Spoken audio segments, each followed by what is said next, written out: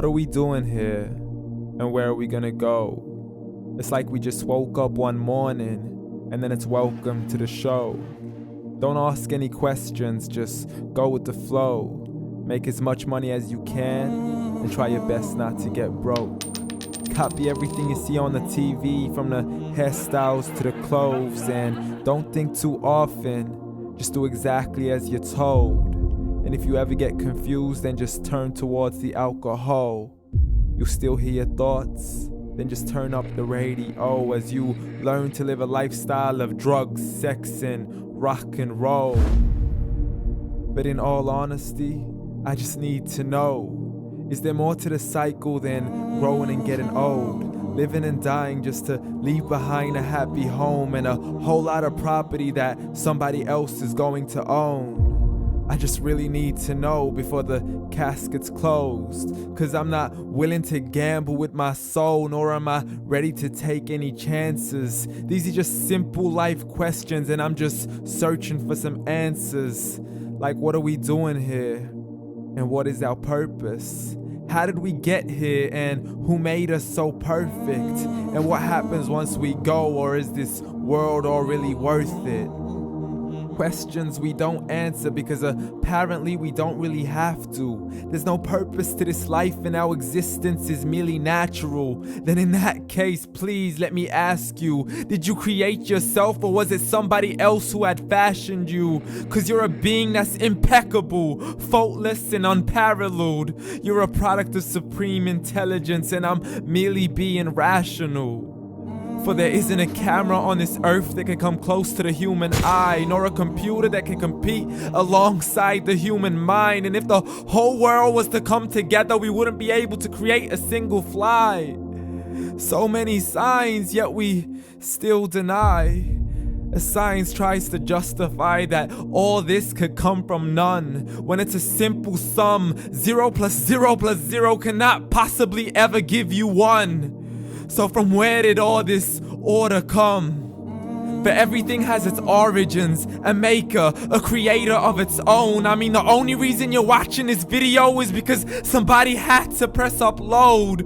So we can believe in the Big Bang, but I'd rather believe in He who caused it to explode. Allah, the creator of everything along with every single soul. The ever-living, the master, the only one who is in control. Unlike his creation, beyond our imagination. And no, he's not a man, nor does he have any partners in association. He's on his own. And no, he did not ever leave us alone. Just like every manufacturer, he left us with an instruction manual. The Quran and Islam, and I'm sorry to jump to conclusions, but it's the only one possible.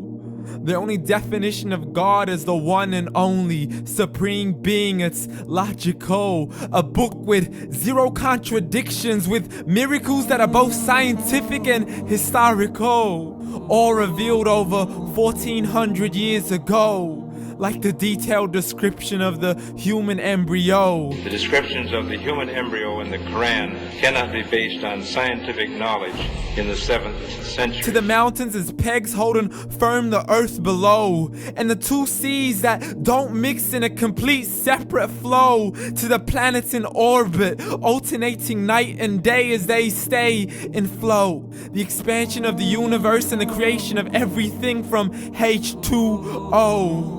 To the stories of the past and the preservation of Pharaoh. To identifying the lowest point in the land where Persia defeated Rome. The gushing fluid that created man in the glands between the ribs and the backbone. And not a word has changed, it's still the same. So please explain how all this was known over 1400 years ago. To a man who couldn't read or write, as he would recite whatever the angels spoke.